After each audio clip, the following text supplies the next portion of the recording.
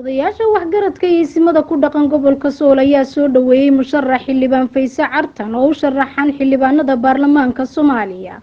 Faarax Garaad Ismaaciil ayaa sheegay inaydan jirin cid kaga habboon Fayse Cartan boos kursiga xilligan aysan cid kale u wadin qabsashada booskaasi. musharax xildhibaan Fayse ayaa ka mid ahayd kor hore baarlamaanka dowladda Puntland waxayna deegaankay ka soo jeedo ka hirgelisay adeegyo caafimaad iyo kuwa waxbarasho.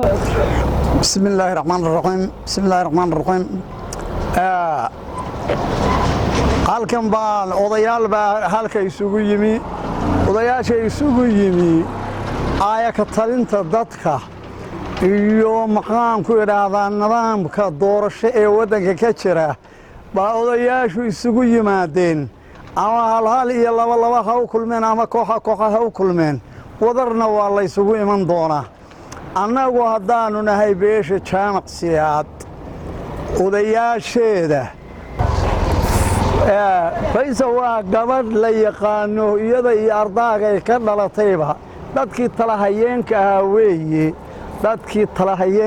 weeye waxaan halka ka cadaynayaa gabadha Fayse cid kaga habboon maanta inayan jirin gabadh hore u soo shaqaysayna tahay gabadh aqoon lana tahay xaalkuna waa camal iyo nasiib calafkiyo nasiibka Allah ku toosiyo Allah siiyo hadii calafkeedu galo Allah siiyo calafkeeda iyo aqoonteeda Allah siiyo waxaan leeyahay tolkana oo odayaasha waxaan leeyahay bal gabadha xaalkeeda hal eego oo si dhab ah loo eego waa ka duwan tahay dumarkii hore iyo dadka aynu dadkan yaacaya waa ka duwan tahay aqoon ahaan kaga duwan kaljar ahaan kaga duwan bal gabadha xaalkeeda sida iyadana ula socda waxaan hubaa inay tahay gabadh aad u shaqaysay oo la hubo oo dadka deegaanka aad wax ugu qabatay sidaas la hubaa inay karti leedahay oo aqoon leedahay baa la hubaa alaf iyo nasiibku hadda oo qabtana Allah siiyo Fayse Cartan boos oo CV u leh oo in badan ka soo shaqaysay gobolada Soomaaliya waliba Puntland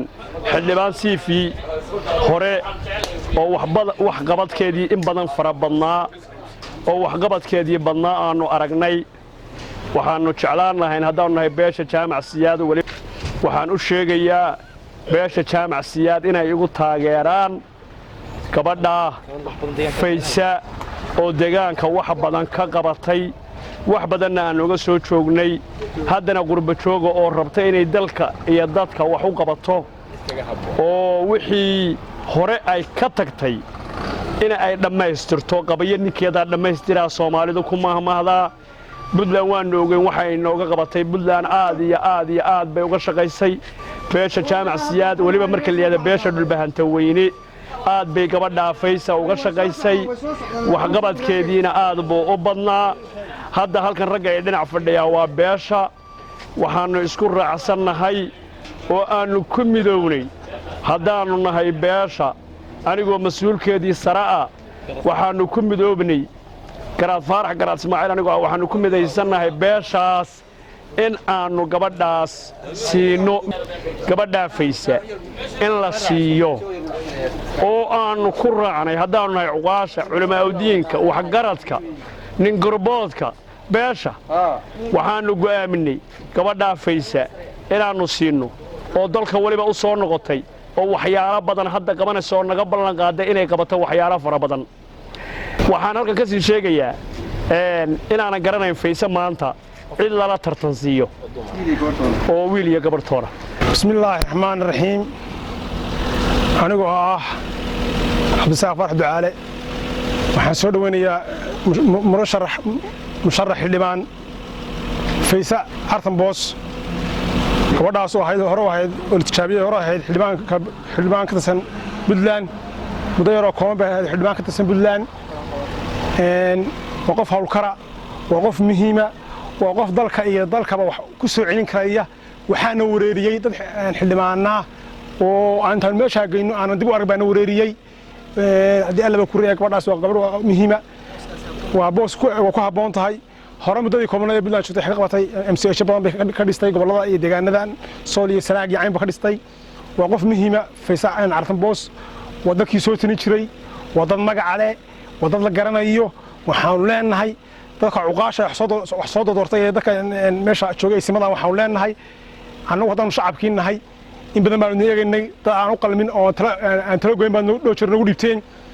sanadka maanta gabadha Faysal Cartan Boos qof aan ahayn meesha laba geeniyo waa xildhibaanka federaalka ama jaamac siyaad haddaan jeclahay kolba gabadhan dooranaa cid noo balanta garan maaye gabadhaasaan wadanaa anagu waanu soo xunlay hadday gabadh noqoto waxaan wadanaa oo aan taageersanahay Faysal Cartan Boos baan taageersanahay daliya dibadda badan nahay dhalinyarada beesha jaamac siyaad waanu ka tashanay shirar gooni aanu galnay wariyaa aqoon leh wariyaa meesha ku haboon wariyaan aan khiyaamayn wariyaa dadka ku soo celinaya wariyaa daacada ibna baan isweydiin daacadana jaayada jaacsiyaad gudaha dibadda maanta cid kaga haboon Faysal Cartan Boos maanta cid kaga haboon ma garanayo dadka ordaya ee meelaha ordaya ma garanayo waxay yihiin iyo CV-gooda gabadha aqoon mutacallimada waa gabadh way PhD waa gabadh dalkeeda BDC ka soo shaqaysay Faysal Cartan Boos baa meesha u qaanta qof aan waxba qori karin yaan la geyn bismillah halkan waxaan ku soo dhaweynaynaa oo taageersanahay murashax xildhibaan Faysal Cartan Boos waxaan nahay dad gobolkan ka hadlayna waa gobolkay ka soo jeedo waxaan leenahay xildhibaano fara badan baan ku leenahay federaalka murashaxada Faysal waxaan ka doonaynaa odayaasha soo dooranaya xildhibaannimada in aanay cid kaga habboon aynan jirin adduunka iminka isbedel badan baa dhaco kartidii ragga iyo hawlihii oo dhan dumarka ku firfircoon annagu hadda ka hor waxaan soo jijaabanay inan xildhibaan nooga ahayd Puntland oo wax badan qabanaysay iyana taasay meel la maraysaa waxaanu ku kalsoonahay musharaxnimadeena aabaheedna wuxuu ahaa dadkii caanka ahaa ee dadkii xigmadaystayaasha ee dhulbahante reer caan oo la yaqaanay ka soo jeeda waxaan soo dhaweynaynaa oo aan si wanaagsan u soo dhaweynaynaa xildhibaan Faysal Cartan Boos waa mas'uul hore loo soo tijaabiyay cid maanta kaga habboon booskaas waa maanu u diranaa ama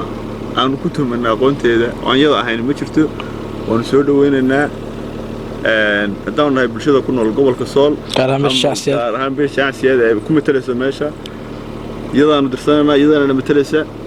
waana mas'uul hore loo soo tijaabiyay oo hore uga mid ahay xildhibaanada baarlamaanka Puntland